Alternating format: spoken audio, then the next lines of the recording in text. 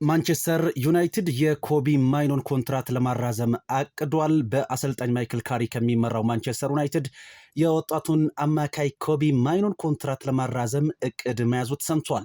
ከአሰልጣኝ ሩበን አሞሪም ስንብት ማግስት ቋሚ አስተላለፍ ውስጥ የገባው ማይኖ ከባለፉት 3 የፕሪሚየር ሊግ ጨዋታዎች አስደናቂ ብቃትን ማስመልከቱን ተከትሎ ማንቸስተር ዩናይትድ የዚህኛው የውድድር ዓመት ከመጠናቀቁ አስቀድሞ ኮንትራቱን ለማራዘም በሩን ክፍት አድርጓል ነው የተባለው። አንዳንድ ለክለቡ ቅርብ የሆኑ መረጃዎች እንዳመላከቱት ከሆነ ኮቢ ማይኖ በቀይ ሰይጣናቱ ቤት እስከ 2027 የሚያቆይ ኮንትራት ቢኖረውም ክለቡ ከተጫዋቹ ጋር በዚህ ሰዓት ውይይት ለማድረግ መዘጋጀቱንም ለማንቸስተር ዩናይትድ ቅርብ የሆኑ መረጃዎች አመላክቷል።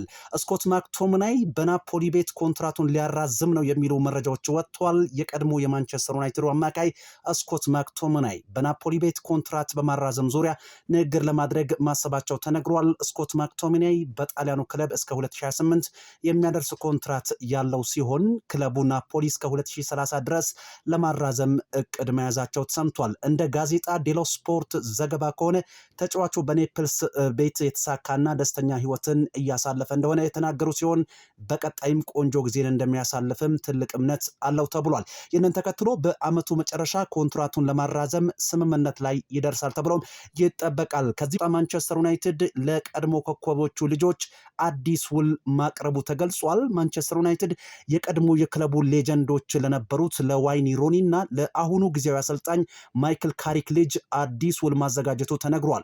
በማንቸስተር ዩናይትድ አካዳሚ ከ18 ዓመት በታች እየሰለጠኑ የሚገኙት ካይ ሮኒ እና ጄሲ ካሪክ በአካዳሚው አዲስ ውል ከቀረበላቸው 14 ተስፈኞች መካከል የሚጠቀሱት ናቸው ተብሏል። ካይ ሮኒ አሁን ላይ እድሜው 16 ሲሆን በ2020 ነበር የማንቸስተር ዩናይትድን አካዳሚ የተቀላቀለው። በአጥቂ ስፍራ እየተጫወተ ይገኛል። ጄሲ ካሪክ የ15 ዓመት ታዳጊ የመሃል ሜዳ ስፍራ ተጫዋች ሲሆን ሁለቱም በማንቸስተር ዩናይትድ የወደፊት ኮከብ ይሆናሉ የሚል ዩናይትድ ተስፋ አለው። ታዲያ ለዚህም ሲባል በቀጣይ ኮንትራታቸውን ወይንም አዲስ ውል አዘጋጅቶላቸዋል ሲል ለማንቸስተር ዩናይትድ ቅርብ የሆኑ መረጃዎች ዘግበውታል። ቶክ ስፖርትም ይህንን መረጃ በስፋት ዘግቦታል።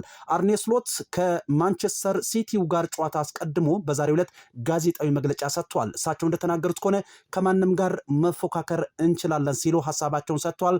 አርኔ ስሎት እንደተናገሩት ከሆነ ከየትኛውም ተጋጣሚ ጋር መፎካከር የምንችልበት አቅም አለን ሲሉ እንዲሁ ገልጸዋል። በውጤት ረገድ ወጥነት ይጎድለናል ያሉት አርኔ ስሎት ነገር ግን ከሁሉም ቡድኖች ጋር ስንጫወት ከማንም ጋር መፎካከር እንደምንችል አሳይተናል የሚል ሀሳብ ሰጥቷል። አክለውም እንደተናገሩት ከሆነ በመጀመሪያው ጨዋታ ማንቸስተር ሲቲን ከጨዋታ ውጭ ያደርግነው ነበር፣ ያንንም አሁን ማድረግ እንችላለን። የእሁዱ ጨዋታ ቡድናችን ምን ያህል እንደተሻሻለ ያሳየናል የሚል ሀሳብ ሰጥቷል። ቨርጅል ቫን ዳይክ ከዚህ ጋር በተያያዘም ሌላ ሀሳብ ሰጥቷል። ታዲያም ቡድናችን የውድድር ዓመቱ ስኬታማ ሊያደርገው እንደሚችልም እንዲሁ እናስባለን። አሁንም በአውሮፓ ሻምፒየንስ ሊግ እና በኤፍኤ ካፕ ውድድር አለንበት። ከዛም ባለፈ የውድድር ዓመቱ ለኛ የተለየ እንደሚሆን ይሰማኛል የሚል ሀሳብ ሰጥቷል። ክለቡ ባለፈው ክረምትና በአመቱ መጀመሪያ ፈታኝ ጊዜን ማሳለፉን እንዲሁ አይተናል። ያም ቢሆን ግን አመቱን ልዩ እንደምናደርገው ይሰማኛል ሲል የሊቨርፑሉ የተከላካይ ስፍራ ተጫዋች ቨርጅል ቫን ዳይክ ከእሁዱ ጨዋታ አስቀድሞ በዛሬው ዕለት